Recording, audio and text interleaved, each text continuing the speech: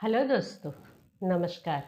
मुकुंदा आयुर्वेद में आप सबका स्वागत है। आज हम बात करेंगे नी जॉइंट के बारे में।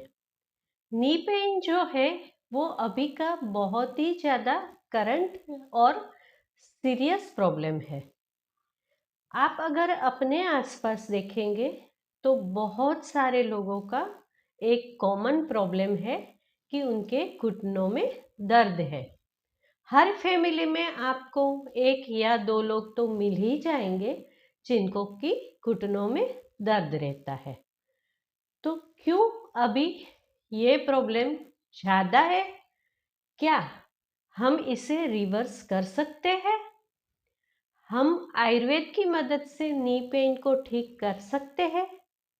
तो मैं एक बात बोलूँगी कि ये प्रॉब्लम कहीं ना कहीं आपका एनाटॉमिकल फिजियोलॉजिकल तो है ही, इसमें मेडिकल साइंस तो इन्वॉल्व होता ही होता है। पर जहाँ तक मैंने पिछले 30 सालों में देखा है कि नी पेन जो है वो एक ज़्यादातर लाइफस्टाइल डिसीज है और कम पोर्शन में इसमें एनाटॉमी और फिजियोलॉजी भी इन्वॉल्व है। मैं यहाँ पे ज़्यादा आयुर्वेद या तो मेडिकल टर्मिनोलॉजी की बात नहीं करूँगी। मैं यहाँ पे बात करूँगी कैसे धीरे धीरे धीरे आपको नी पेन डेवलप होता है। अगेन वो बायलेटरल होता है, मतलब कि हर किसी को आप पूछो, शुरुआत होती है एक घुटने के दर्द से, धीरे धीरे दूसरा भी इन्वॉल्व होता है। और बहुत बार तो मैंने ऐसे भी किस्से देखे हैं कि नी रिप्लेसमेंट के बाद भी पेन तो उन्हें रहता ही है। तो इन सब बातों को हम कैसे समझें? जैसे कि मैं हूँ या तो और कोई आयुर्वेद डॉक्टर है, हर किसी की ओपीडी में एवरीडे 2 पेशेंट तो कम से कम ऐसे आते हैं जिसे कि नी जॉइंट हर्ट होता है या तो पेन होता है। ऐसा क्यों होता है और ये अभी ही क्यों हो रहा है? मैं ये वर्ड्स बहुत ही ज़्यादा एम्फेसाइज करके बोल रही हूँ कि ये अभी ही क्यों शुरू हुआ है। हम जब छोटे थे, हमने एडमिशन लिया था कॉलेज में, कहीं ना कहीं हम अपनी मस्ती में ही रहते थे। फिर भी हम पेशेंट्स तो देखते थे, आसपास के लोगों को भी ऑब्जर्व करते थे। एट दैट टाइम मैंने अपनी यंग एज में 30 साल पहले बहुत ही कम लोगों को ये बोलते हुए देखा था कि उन्हें जॉइंट पेन हो रहा है, या तो किसी को हो रहा है तो वो अबोव 65 है, नहीं तो अबोव 75 होते हैं।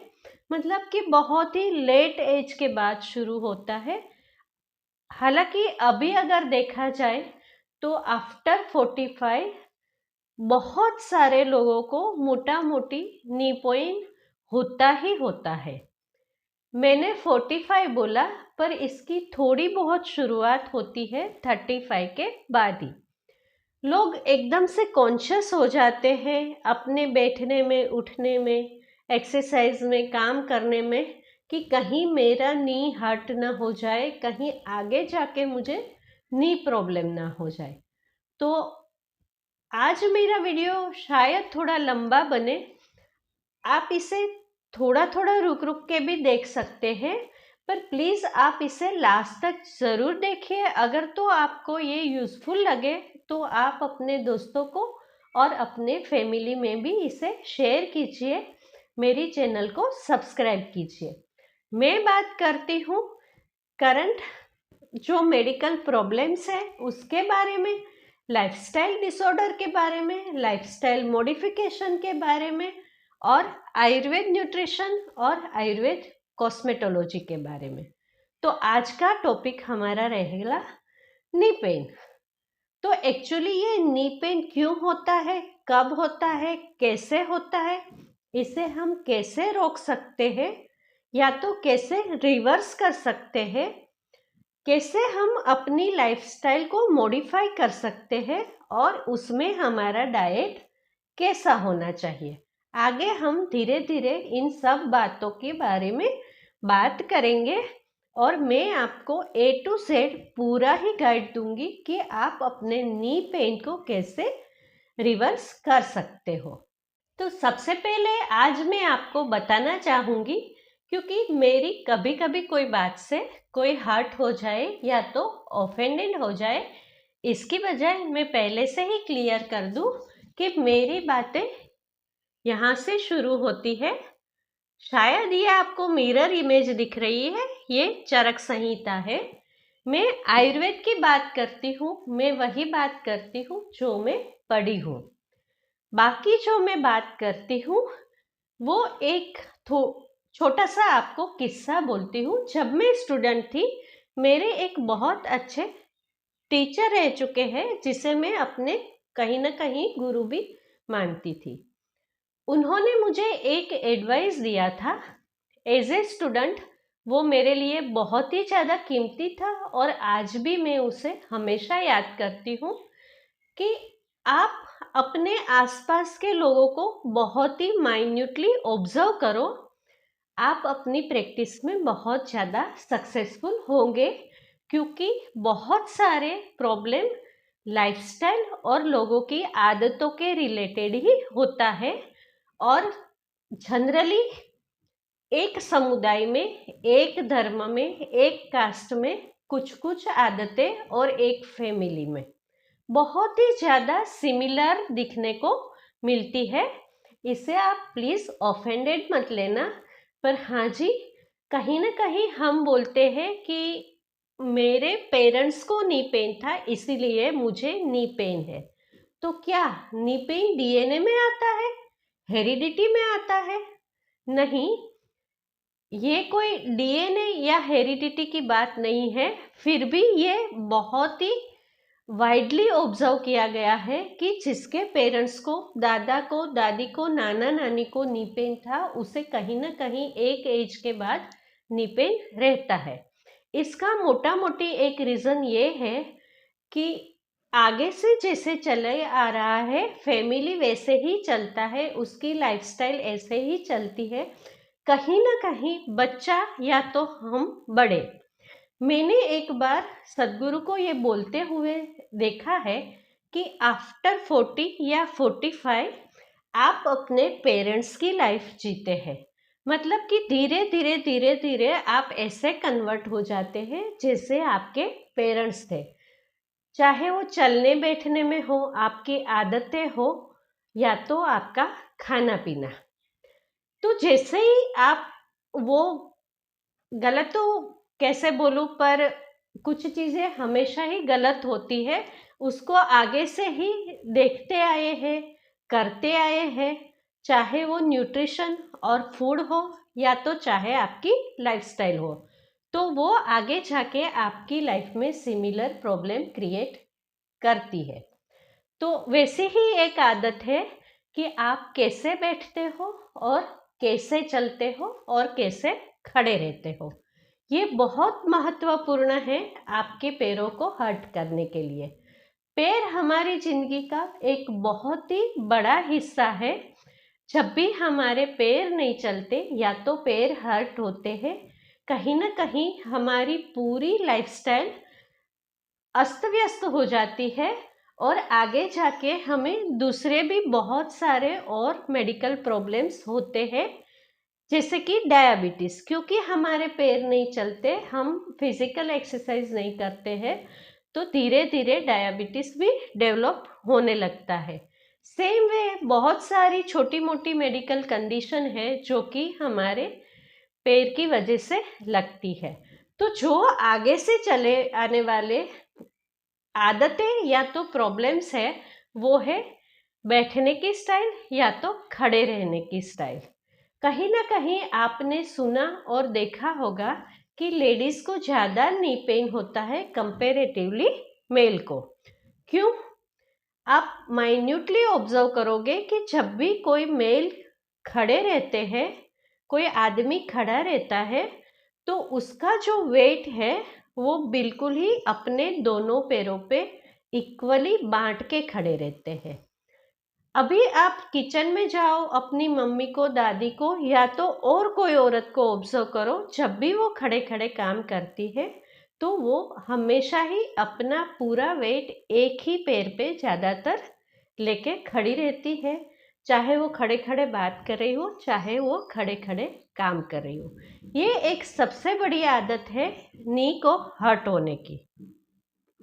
जब भी ऐसे एक पैर आपका हर्ट होता है तो आप नी को थोड़ा सा संभालने के लिए या तो वो पेन को अवॉइड करने के लिए थोड़ा सा टेढ़ा चलते हो। मैंने बहुत बार देखा है, जब भी मैं बाहर जाती हूँ, पार्क में जाती हूँ, वॉक करने जाती हूँ या तो अपने पड़ोसियों को ऑब्जर्व करती हूँ, बहुत सारी औरतें ऐसे एक एक पैर को थोड़ा सा ठचका लेके चलती है। तो कहीं ना कहीं 1 साल 2 साल के बाद आप जो पेन को अवॉइड करने के लिए थोड़ा झुक के चल रहे हो, तो दूसरी ओर कहीं ना कहीं आपका हिप जॉइंट और नी जॉइंट भी इन्वॉल्व होके वहाँ पे स्वेलिंग होके वही पेन वहीं पे भी स्टार्ट हो जाता है। तो सबसे पहले जो आपको आदत चेंज करनी है वो ये करनी है कि आप अपना वेट दोनों पैरों पे बराबर रखिए, सीधा चलिए। अगर तो आपका एक घुटना दुख रहा है तो वो पेन सीवियर है तो कुछ मेडिसिन्स लेके डॉक्टर को दिखा के, आयुर्वेद डॉक्टर को दिखा के वो पेन को रिड्यूस कीजिए, थोड़ा सा एक्सरसाइज कीजिए, कुछ भी करके आप थोड़ा सीधा चलने की कोशिश कीजिए। बिल्कुल अपने माइंड में कॉन्शियस रहिए कि जब भी आप खड़े रहते हो या तो कोई काम करते हो, तभी आपका जो पूरे बॉडी का वजन है वो दोनों पैरों पे बराबर डिवाइड हो, नहीं कि एक पैर पे ज़्यादा एक पे कम।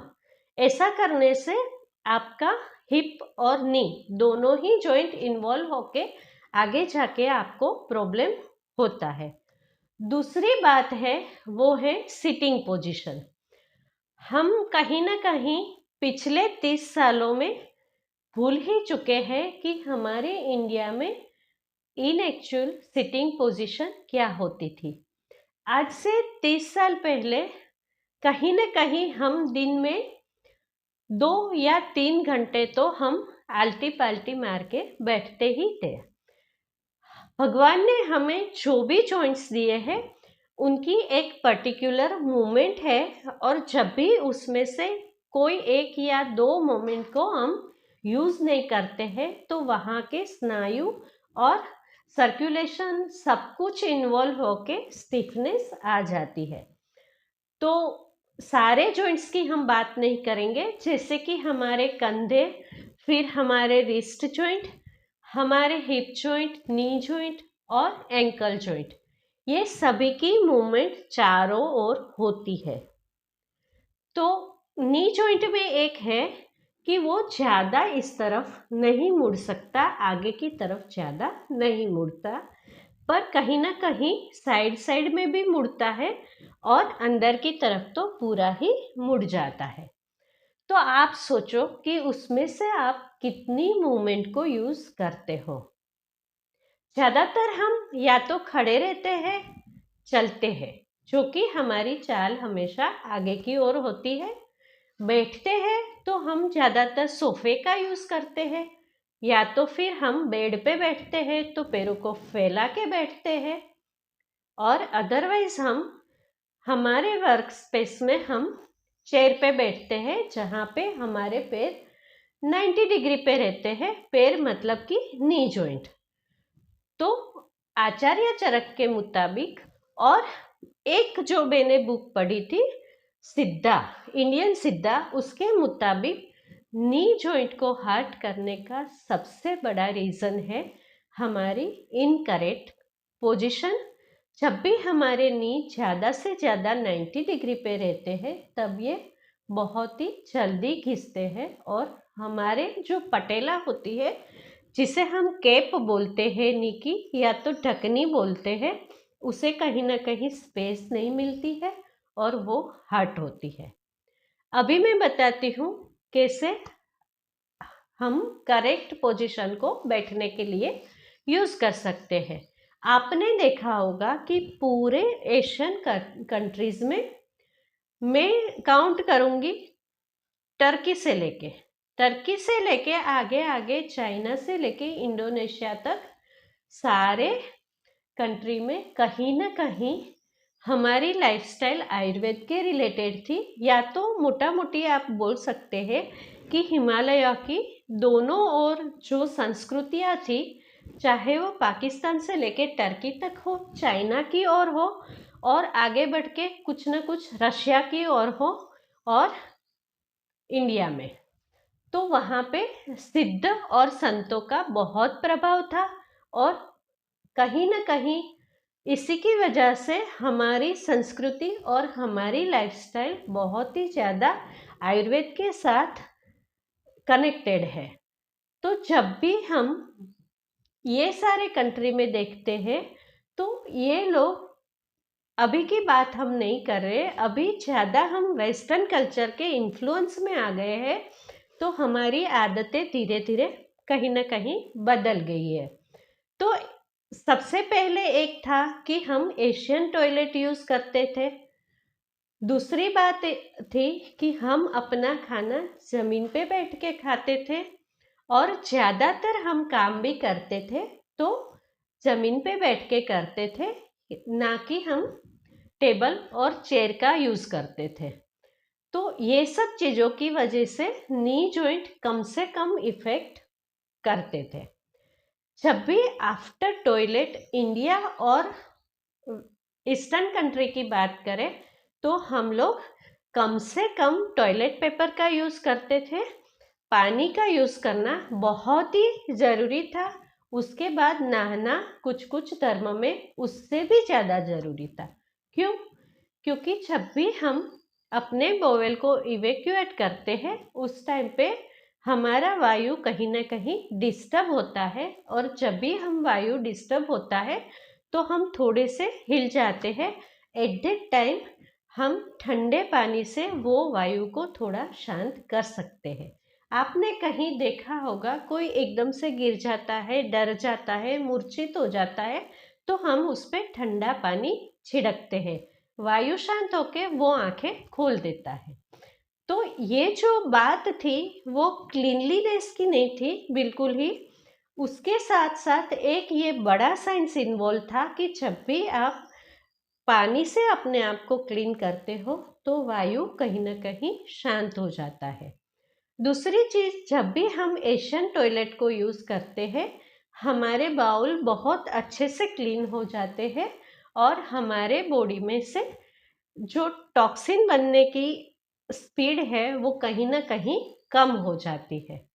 आगे हम बात करते हैं दूसरी आदत की, कि हम वॉकिंग करते हैं तो हम ज़्यादातर आगे की ओर ही मूवमेंट करते हैं, और आजकल के ज़माने में हम ज़्यादा काम भी नहीं करते हैं। तो आप जब भी एक्सरसाइज करो आप सारी मूवमेंट को यूज़ करो, थोड़ा आगे चलो, थोड़ा पीछे चलो, थोड़ा साइड वे में भी चलो। योगा भी बहुत ज़रूरी है कि आप अपनी लाइफ में कोई ना कोई योगा या तो एक्सरसाइज को भी शामिल कीजिए, जो कि आपके नी को बचाने में और आपके नी पेन को रिवर्स करने में बहुत ही ज़्यादा फायदेमंद है। दूसरा एक बहुत बड़ा रीज़न होता है आपका वेट। आप सोचेंगे कि हमने देखे हैं जिसके बहुत कम वेट है उसके भी नी हर्ट होते हैं, उसको भी नी रिप्लेसमेंट होता है। हाँ जी, उसे भी होता है। तो ये जो वेट है आपका जितना भी है उसमें से धीरे धीरे थोड़ा वेट कम करने की कोशिश कीजिए। वेट कम होने से आपके घुटने दर्द होना कहीं ना कहीं कम हो जाएगा। जब भी आप बेड पे बैठते हैं तो आलती पालती मार के बैठने की कोशिश कीजिए। अगर तो आप आलती पालती नहीं मार सकते तो आप धीरे धीरे बटरफ्लाई आसन कीजिए, जिसमें कि पैरों को पकड़ के हम थाइस को ऐसे हिलाते हैं। आप इंटरनेट पे ढूंढ के वो आसन कर सकते हैं।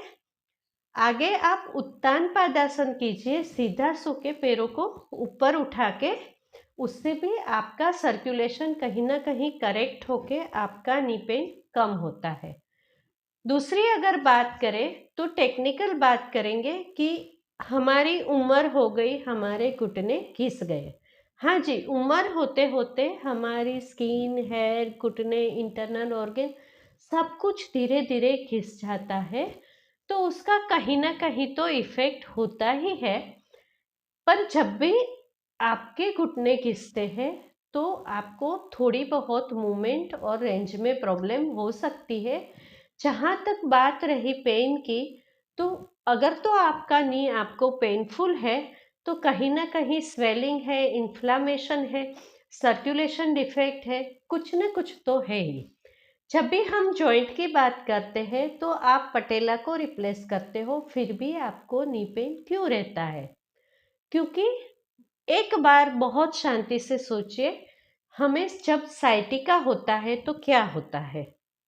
साइटिका के पेशेंट को एक ही नर्व का इन्वॉल्वमेंट होता है, पर वो पूरा ही पंगु हो जाता है, वो चल फिर नहीं सकता, यहाँ तक कि उसे सोने में भी दर्द महसूस होता है। और हिप से लेके अपने फुट तक उसको कंटिन्यूस और सीवियर पेन रहता है। तो सेम वे आपका जब नी हर्ट होता है तो नी के साथ साथ बहुत सारी चीजें हैं जो इन्वॉल्व है, जो आपको नी पेन करवाती है। तो आप सिर्फ पटेला को रिप्लेस करते हैं, उससे आपका नी पेन जाएगा वो आप गारंटी के साथ नहीं बोल सकते। हमारे आयुर्वेद में बहुत सारे मर्मस्थान बोले हैं। अगेन ये एक टेक्निकल बात है, पर जहाँ से नर्व, वेन्स, कंडरा हम बोलते हैं, जिसे टेंडन बोलते हैं, टेंडन जो है वो मसल को बोन के साथ कनेक्टेड रखती है। तो ऐसे बहुत सारे हमारे बॉडी में फीचर्स हैं जो कि हमारी जॉइंट को चलाने के लिए बहुत ज़रूरी है। उसमें से हम बोलते हैं कि क्लेदक कफ के कम होने से भी आपको नी पेन होता है, वायु के बढ़ने से भी आपको नी पेन होता है। नेचुरली जैसे जैसे हम एज होते हैं, हमारे शरीर में वात प्रकृति बढ़ती जाती है, तो जिसकी वजह से हमें कुछ ना कुछ बोन्स के प्रॉब्लम रहते ही है। तो सबसे पहले आप क्या करें, आप माइन्यूटली ऑब्जर्व करें कि आप कैसे बैठते हैं, कैसे उठते हैं, और आपका जो नी है उसका पेन है वो कैसे इन्वॉल्व है। यह वीडियो बनाने का मेरा आशय एक ही था कि जब भी कोई नी पेन वाला आता था, बहुत ही ज़्यादा मुश्किल रहता था उसके साथ बहुत लंबी बात करके उसको ऑब्जर्व करना, उसकी फैमिली की बात या तो उसका पूरा नेचर जानने के लिए।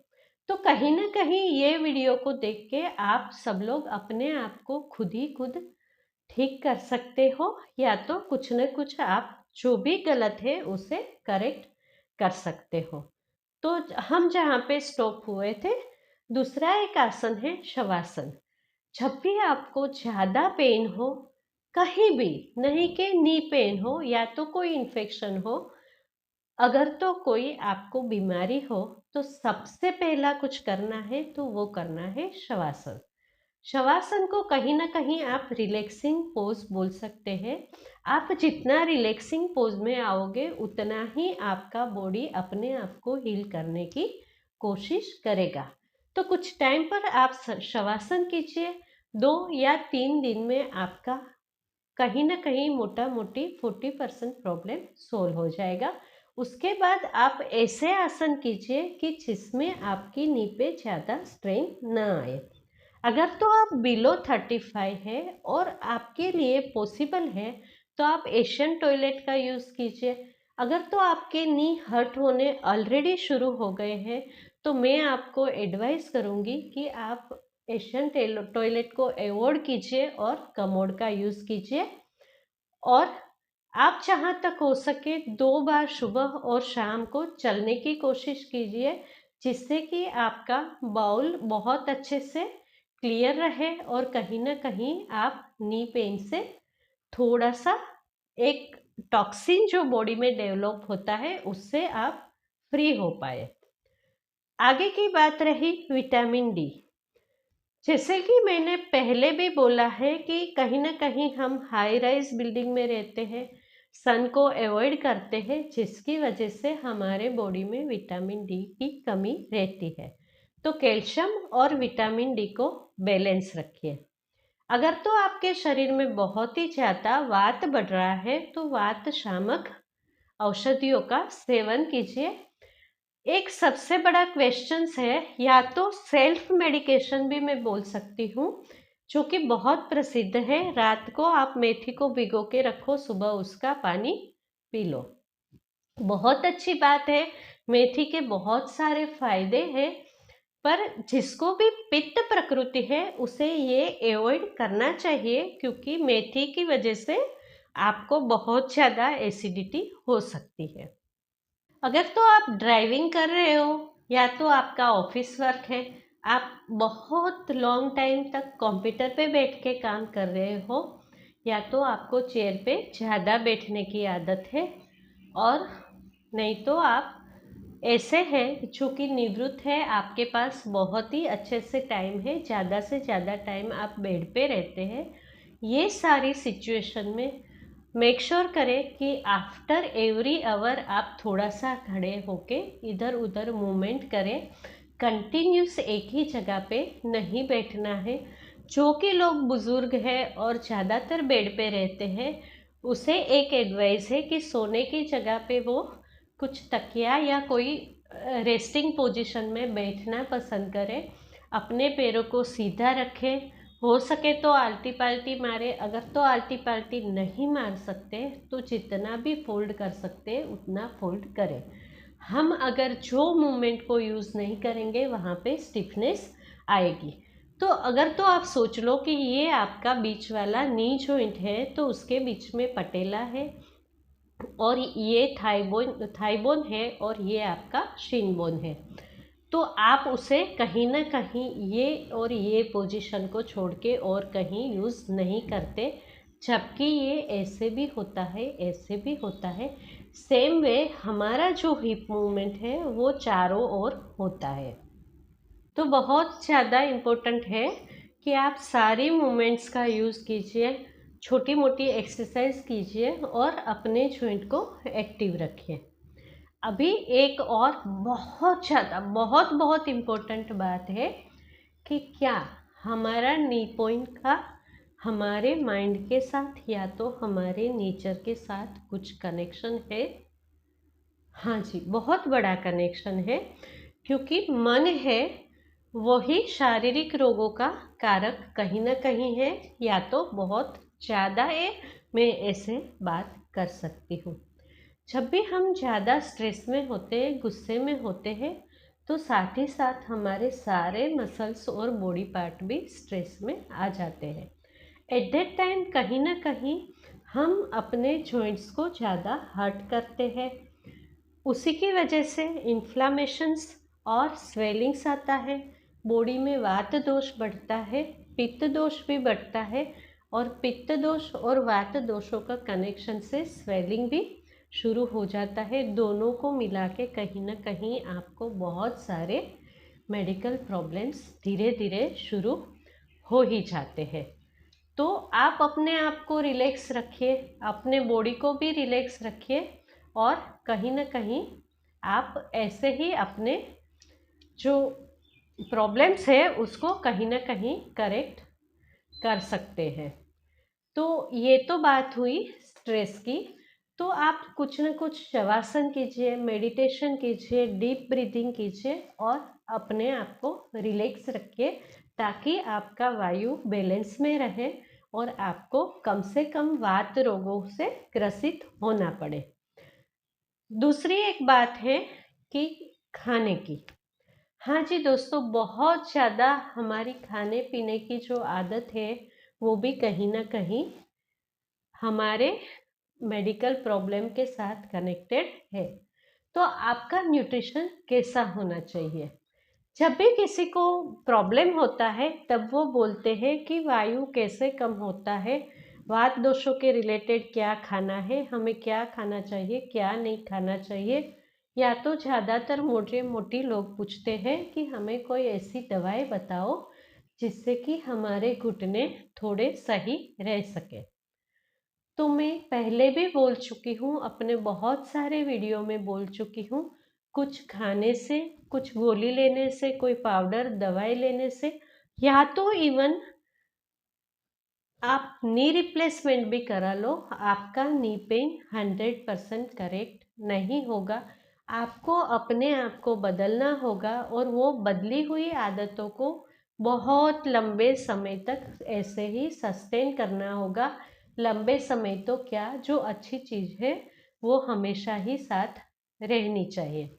उसमें से एक आदत होती है जो हमारी, वो है बार बार खाने की। हाँ जी दोस्तों, जब भी हम बार बार कुछ ना कुछ खाते रहते हैं तो कहीं ना कहीं इंडाइजेशन और टॉक्सिन हमारे बॉडी में बहुत ही ज़्यादा बढ़ते हैं और वही टॉक्सिन आगे जाके आम दोष को बढ़ाते हैं और कहीं ना कहीं आम वात से हम ग्रसित होते हैं और जॉइंट पेन होता है। आम बात को या तो टॉक्सिन रिमूव करने का सबसे अच्छा तरीका जो है वो क्या है, मैं अपने आगे के वीडियो में बता चुकी हूँ। आम को कम करने का या तो बॉडी को डिटॉक्सिफाई करने का सबसे अच्छा तरीका है उपवास। अगर तो आप कंटिन्यूस 1 दिन 2 दिन का उपवास नहीं कर सकते हो तो आप अल्टरनेट फास्टिंग वाली मेथड को यूज़ में ला सकते हैं। जो भी हमारे बुजुर्ग हैं या तो हम अपने आप को जानते हैं, तो हमारी आदतें ही ऐसी थी कि ऑटोमेटिक अल्टरनेट फास्टिंग हो ही जाता था। तो 12 से 16 घंटे तक आप खाना अवॉइड कीजिए और कहीं ना कहीं उसी की वजह से आपको बॉडी को डिटॉक्सिफाई करने में बहुत ही ज़्यादा हेल्प मिलेगी और आपका आमदोष कम हो जाएगा। दूसरी सबसे बड़ी हैबिट है जो कि हम कहीं ना कहीं भूल चुके थे। पहले की जो हमारी लाइफस्टाइल थी उसमें कहीं ना कहीं वो अपने आप ही इन्वॉल्व हो जाता था। हम अपने काम पे जाते थे, घर में काम करते थे या तो आसपास में मूवमेंट करते थे। बिकॉज ऑफ दैट हमें पूरे दिन में कुछ ना कुछ सनलाइट मिल ही जाती थी। सनलाइट हमें डिटॉक्सिफाई करने में बहुत ज़्यादा हेल्पफुल है। साथ ही साथ हमारा कोलेस्ट्रॉल कम होता है सनलाइट लेने से और हमारा विटामिन डी का लेवल अप होता है। तो हमारी बोन हेल्थ कहीं ना कहीं सनलाइट से ठीक रहती है। तो आप ज़रूर से मेक श्योर करें कि आपको बहुत अच्छे से सन का एक्सपोजर हो और आप बिल्कुल इंटेंसली सनलाइट में बैठिए ताकि आपके जो जॉइंट्स है और बोन है उसकी हेल्थ अच्छी रहे। तीसरी और बहुत महत्वपूर्ण आदत है कि हम आजकल बहुत ही ज़्यादा प्रोसेस्ड फूड, पैक्ड फूड और शुगर का सेवन करते हैं। कुछ लोग मुझे बोलते हैं कि नहीं, हम लोग कोल्ड ड्रिंक, सॉफ्ट ड्रिंक और आउटसाइड का ड्रिंक्स नहीं लेते हैं, यहाँ तक कि हम शरबत भी नहीं लेते हैं, हम शुगर को अवॉइड करते हैं। बहुत सारे ऐसे लोग हैं जो कि शुगर को अवॉइड करके कहीं ना कहीं बहुत ही ज़्यादा मात्रा में गुड़ का सेवन करते हैं। तो दोनों ही कहीं ना कहीं शुगर में केमिकल्स है तो गुड़ में भी है। तो जहाँ तक हो सके शुगर से गुड़ अच्छा है, पर गुड़ का भी अति मात्रा में जब आप सेवन करोगे तो उसके भी कुछ दोष है, तो आप थोड़ा बैलेंस में लीजिए। दूसरी बात, कुछ लोग बोलते हैं हम तो सुबह उठ के जूस पीते हैं, उसमें हम बिल्कुल ही शुगर नहीं डालते हैं। पर जब भी आप जूस पीते हो कहीं ना कहीं आप बहुत ज़्यादा मात्रा में शुगर का ही सेवन करते हो। मैं बताती हूँ कैसे। आप सोच लो कि कहीं ना कहीं जब भी आप ऑरेंजेस खाते हो तो कितना खाते हो, 2 या 3। पर जब भी आप 1 ग्लास ऑरेंज जूस पीते हो तो उसमें 6 या 7 ऑरेंजेस, सॉरी दोस्तों थोड़ा सा डिस्टरबेंस हो गया, तो आगे बात करते हैं। जब भी हम जूस पीते हैं तो 1 ग्लास में बहुत ज़्यादा फ्रूट जाता है, तो कहीं ना कहीं हम फ्रुक्टोज के फॉर्म में ज़्यादा शुगर ही लेते हैं। तो आप जहाँ तक हो सके फ्रूट्स को खाना पसंद कीजिए, जूस पीना नहीं, क्योंकि उससे हमारे बॉडी में फाइबर जाते हैं और शुगर की मात्रा कम जाती है। कहीं ना कहीं हमें फुलनेस लगती है तो हम दूसरी चीज़ों को या तो खाना अवॉइड करते हैं।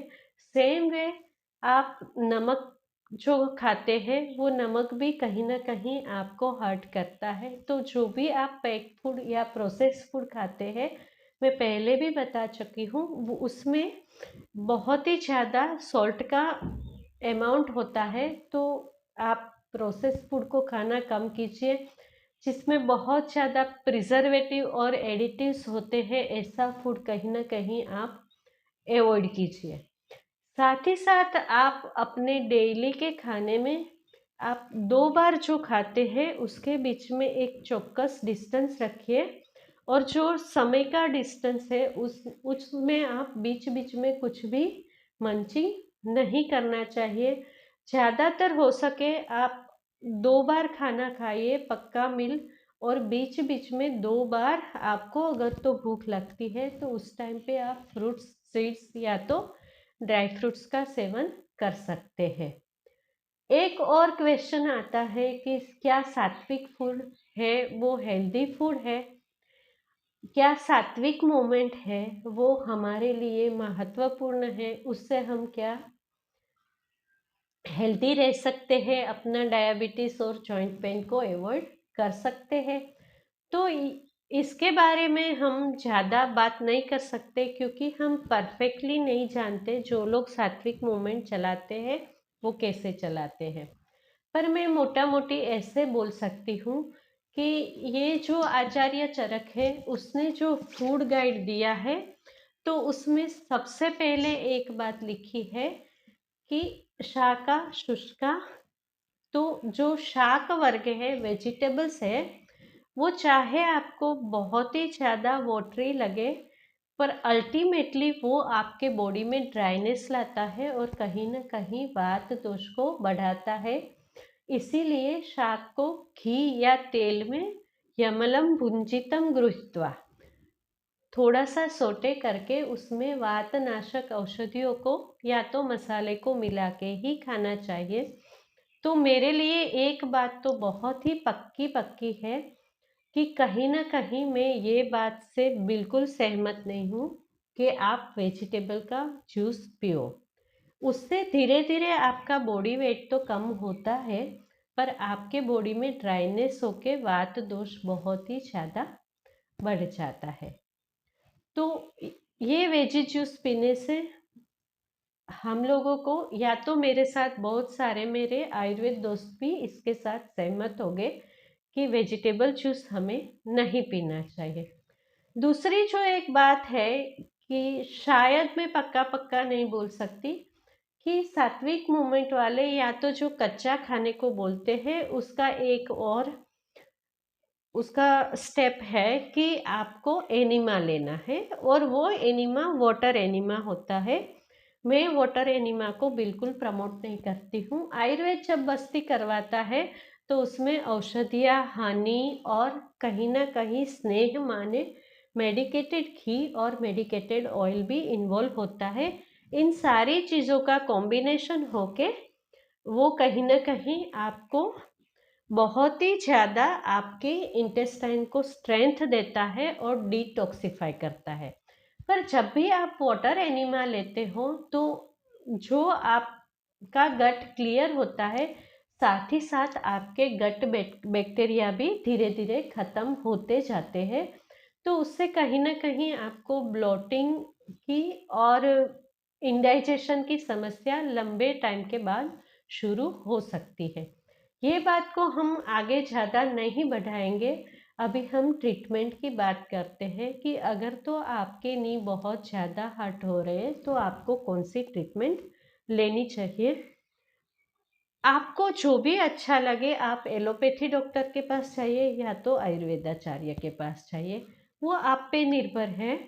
पर आप जो भी ट्रीटमेंट लीजिए, आप अपने डॉक्टर के साथ बहुत अच्छे से बात कीजिए, अपनी लाइफस्टाइल दिखाइए, अपना प्रॉब्लम जो है उसको बहुत अच्छे से उसको समझाइए, क्योंकि बहुत बार मैंने ऑब्जर्व किया है कि बहुत लोग जो आते हैं कि मैं नीचे नहीं बैठ सकता हूँ, मेरा पैर हर्ट होता है, उसे बिल्कुल ही नी का प्रॉब्लम होता ही नहीं है। उसके थाई मसल बहुत ज़्यादा स्टिफ होते हैं और उसी की वजह से वो नीचे नहीं बैठ सकता है, या तो उसे बैठने में दिक्कत आती है।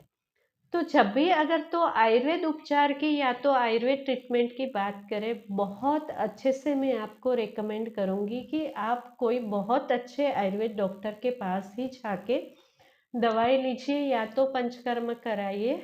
अपने आप से सेल्फ मेडिकेशन मत लीजिए। दूसरी चीज़, आपको अपना नी थोड़ा बहुत हर्ट कर रहा है, तो जो आप ऑयल मसाज करते हो तो कहीं ना कहीं गलत नहीं है, पर कभी भी आप ठंडे ऑयल का मसाज मत कीजिए। जब भी आप ठंडे ऑयल से मसाज करते हो तो कहीं ना कहीं वो इतना इफ़ेक्टिव नहीं होता है। और अगर तो हमारे यहाँ बोला जाता है कि तेल और घी जो है वो योगवाही है। योगवाही मतलब कि दूसरी चीज़ों के गुण जो होते हैं उसको अपने आप में बहुत जल्दी समा लेते हैं। तो जब भी आप ठंडे इलाके में रहते हैं और ठंडे ऑयल का मालिश करते हैं, तो वो ठंडी वाला गुण ऑयल में भी योगवाही होने से कहीं ना कहीं शामिल होता है, जो कि आपके नी को हर्ट करता है। दूसरा, आप अपने डाइट में हेल्दी ऑयल को शामिल कीजिए, जैसे कि तिल तेल और मस्टर्ड ऑयल, या तो मूंगफली का तेल, कोकोनट ऑयल, घी का सेवन कीजिए। केमिकल युक्त या तो आप जो अभी बाजार के सनफ्लावर, राइस ब्रान, ऐसे ऑयल को धीरे धीरे अवॉइड कीजिए। आप चाहे कम मात्रा में ही लीजिए, पर कहीं ना कहीं कच्ची खाने वाला हेल्दी ऑयल यूज़ कीजिए। घी खाना हमारे शरीर के लिए बहुत ही ज़्यादा महत्वपूर्ण है। ये बहुत लंबा टॉपिक है, तो इसके बारे में मैं बात नहीं करूँगी। आप अपने खाने में जैसे कि द्राक्ष, पोमेग्रेनेट, कोकोनट सीड्स, आलमंड, ऐसे ऑयल वाले सीड्स और हेल्दी फ्रूट्स रोज ही कुछ मात्रा में, बहुत ही ज़्यादा कॉन्शियस लेके रह के शामिल कीजिए। खाना जब खाए तो उसे बहुत चबा चबा के आराम आराम से खाइए। खाना अपने शरीर को टिकाने के लिए खाइए, ना तो अपनी जिह्वा को संतुष्ट करने के लिए या तो अपनी मन की संतुष्टि के लिए। खाना टाइम पे खाइए, चबा चबा के खाइए। और जब भी आप खाना खाते हैं तो अपनी भूख को देख के 1/3 ही खाइए। हमारे यहाँ बोला जाता है कि एक भाग खाने के लिए है, दूसरा भाग लिक्विड के लिए है और एक भाग जो है वो वायु के संचरण के लिए है। जब भी हम बहुत ज़्यादा अपने स्टमक को फील कर लेते हैं तो कहीं ना कहीं वो एक मूवमेंट नहीं आती है और खाना धीरे धीरे हमारे आंतों में आगे नहीं बढ़ता है।